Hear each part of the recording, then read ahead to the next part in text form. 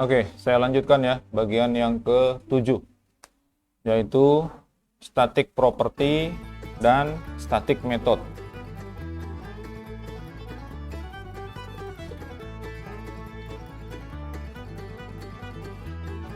Normalnya kelas itu dia punya properti dan metode yang sifatnya dinamis atau diistilahkan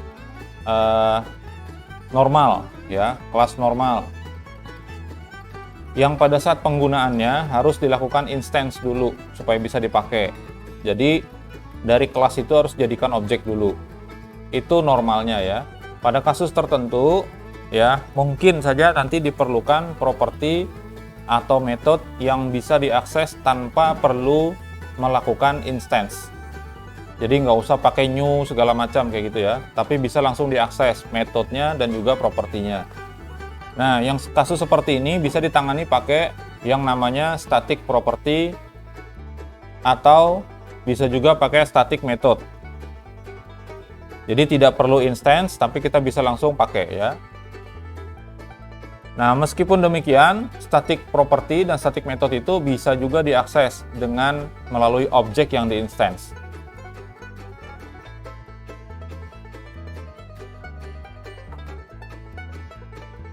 Nah, untuk membentuk properti statik atau metode statik, itu cukup dengan cara mendeklarasikan kata kunci statik ya, di bagian awal dari properti atau metodenya setelah mendeklarasikan akses modifier-nya atau tipe dari visibility-nya. Misalnya seperti ini ya. Karena ini di pertemuan berikutnya pembahasan tentang akses modifier, jadi silahkan gunakan satu aja dulu ya, yaitu yang paling luar public. Jadi ada tipe visibility-nya dulu, kemudian tulisan static, lalu diikuti dengan misalnya nama propertinya seperti ini ya, dolar jenis atau yang lain ya. Nah, kalau yang distatikkan itu adalah metode, maka caranya sama, public, kemudian atau nanti bisa yang protected atau private, kemudian static, lalu nama metodenya ya, seperti itu ya. Nah, di bawahnya ini adalah isi dari metodenya. Cara memanggilnya ada dua, dari luar kelas atau dari dalam kelas ya. Kalau dari luar, maka kelasnya harus jadi dulu. Setelah itu kita menyebut langsung nama kelas ya, diikuti dengan tanda dua kali tanda kolon. Kolon itu titik dua, kalau titik koma itu semikolon namanya ya. Jadi kalau tanda kolon itu titik dua, dua kali, terus diikuti dengan nama properti atau nama metode. Contohnya seperti ini, kita bisa langsung pakai echo mobil, bukan pakai tanda objek selektor seperti ini, tapi pakai tanda titik dua, dua kali ya. Kemudian langsung disebutkan nama propertinya dan juga nama metodenya, langsung seperti itu ya.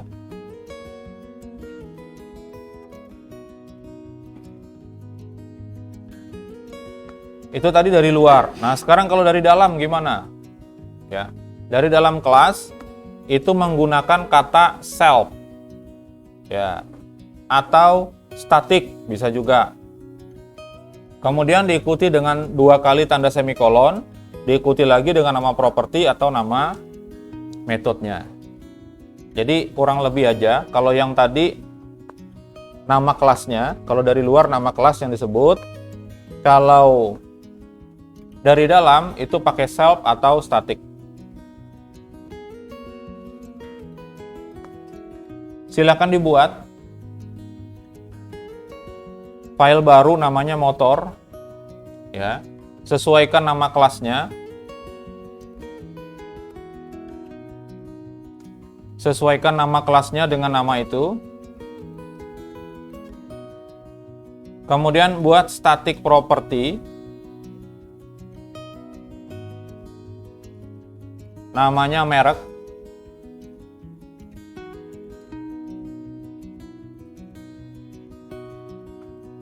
Yang langsung diisi dengan nama dengan value namanya isinya adalah motor keren, misalnya gitu ya. Lalu buat lagi static method untuk mengubah kapitalisasi merek. Jadi itu tulisan motor keren itu huruf kecil semua. Hurufnya kecil semua. Dibuatkan sebuah static method yang digunakan untuk mengubah huruf kecil semua itu menjadi besar semua. Ini kasusnya ya. Kemudian bikin lagi satu buah metode static untuk menampilkan mereknya. Nah, nanti yang dipanggil itu adalah static method untuk menampilkan merek.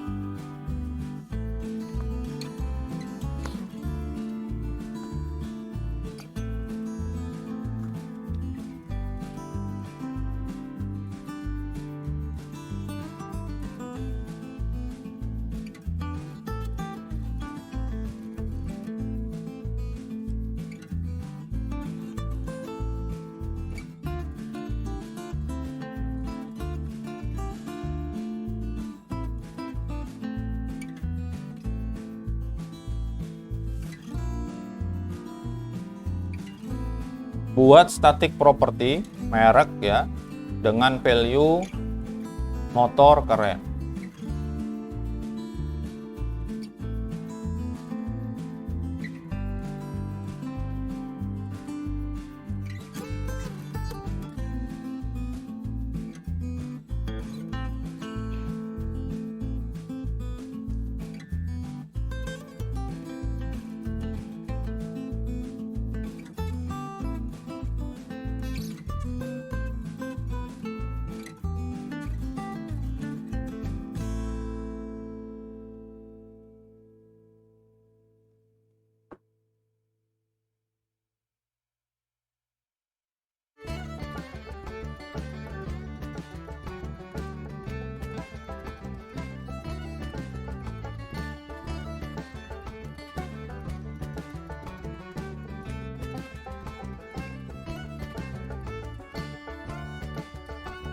Oke, yang berikutnya metode untuk kapitalisasi dan metode untuk menampilkan mereknya. Ya, lebih kurangnya seperti ini. Ini tadi sudah, silahkan ditambahkan. Statik ya.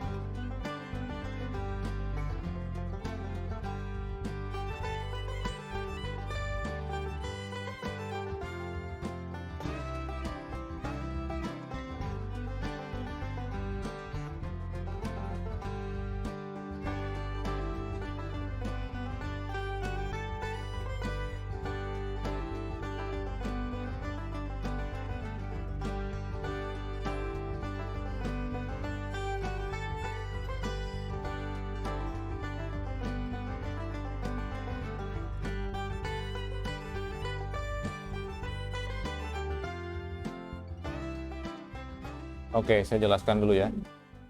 Ada perbedaan pada saat menggunakan static method dengan normal atau static property dengan yang normal property ya. Kalau tadi pada saat kita menggunakan construct itu untuk mengisi variabel global itu dengan cara this ya, $this, kemudian nama variabelnya diisi dengan nama variabel lokal ya. Nah, berbeda dengan yang ada di static itu harus menggunakan self seperti ini. Ini ya. Static $merek seperti ini. Ini sumbernya dari mana? Sumbernya dari sini. Ke sini. Isi dari merek itu dimasukkan ke dalam $merek. Ini adalah lokal. Yang ini global. Karena dia di atas, di luar dari fungsi semua. Ya. Kemudian yang ini dibawa ke sini. Ya. Terus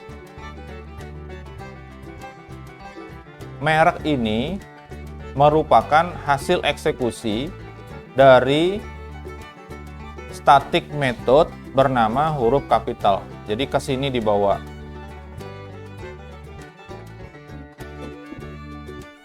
Ya, hasilnya ada return, ada nilai kembali. Ya, nilai kembalinya itu balik ke sini. Nilai return dari hasil ini ya kembali ke sini. Kemudian hasil baliknya inilah yang dikeluarkan di tampil merek sini. Ya, sehingga kalau kita panggil nih, memanggil static method tampil merek ya, langsung aja menampilkannya seperti ini. Echo motor ya. Kemudian tampil merek seperti ini.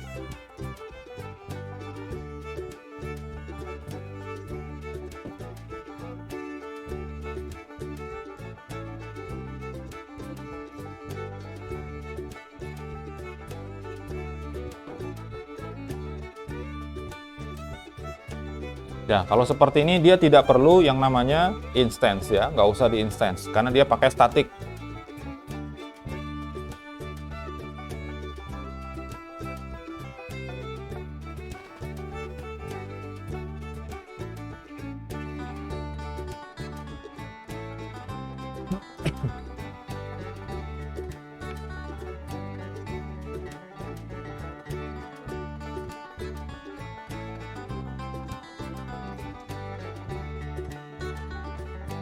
Sehingga motor itu kalau diklik tak filenya ditampilkan hasilnya seperti ini. Jadi teks awal itu adalah huruf kecil semua. Ini motor keren, huruf kecil. Yang mengubah dia menjadi huruf besar semua itu adalah fungsi ini punyanya PHP ya, str to upper. Kalau pengen huruf kecil semua, str to lower.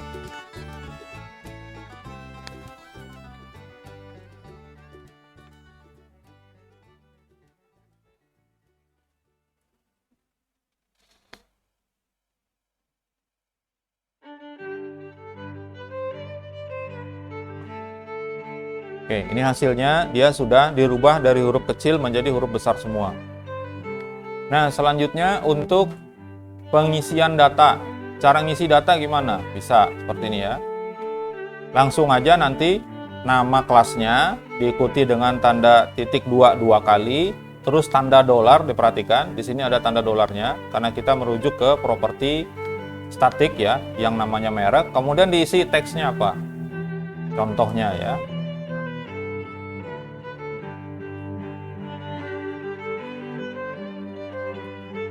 Pakai tanda $, kalau mau ngisi ke properti.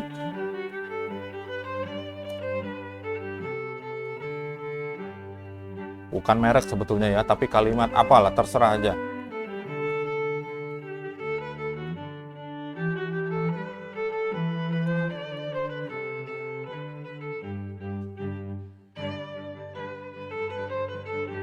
Oke, seperti ini misalnya contoh ya. Jadi merek itu bukan lagi berisi motor keren, tetapi kalimat yang saya tulis itu dengan huruf kecil semua. Nanti tampilnya ada 2. ya, motor keren tetap tampil karena di situ baris 13 langsung Eco menampilkan, nggak ada perubahan di mereknya. Sedangkan yang kedua sekarang dipanggil lagi.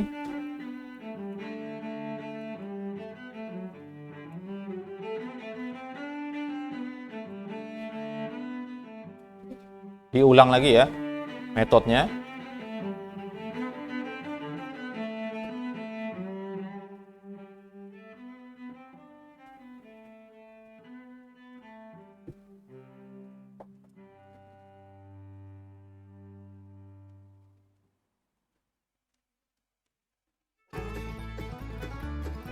Karena dia statik, tadi menggunakan tanda titik 22 kali. Ya, kalau kita lihat hasilnya, ini di refresh. Nah, yang huruf kecil semua menjadi kapital semuanya. Kenapa dia nyambung ke sebelah kanan? Karena tidak ada breaknya. Dah, itu aja.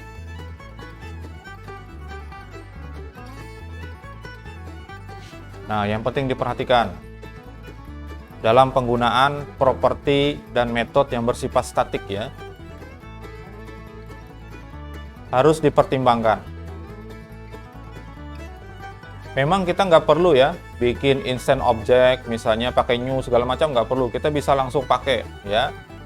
Nanti penggunaannya sesuaikan aja dengan kebutuhan. Yang jadi masalah itu adalah properti dan metode yang sifatnya statik itu jadi global, maka bisa dia diakses dari mana aja. Dari luar kelas bisa, dari dalam kelas bisa, dari kelas turunan nanti bisa juga. Ya, maka sebenarnya ini harus dihindari. Kenapa? Karena OOP itu aslinya, kenapa ada OOP itu adalah sebetulnya untuk menutup kode program supaya tidak bisa diakses dari luar. Ya. Bagaimana nanti prakteknya tentang cara mengakses dari luar dan dari dalam itu nanti di pertemuan berikutnya ya. Ada yang namanya visibility member, di situ nanti kelihatan bahwa nanti program itu nggak bisa diakses. Metode nggak bisa diakses kalau dari luar, harus ada caranya, harus lewat pintunya, kayak gitu.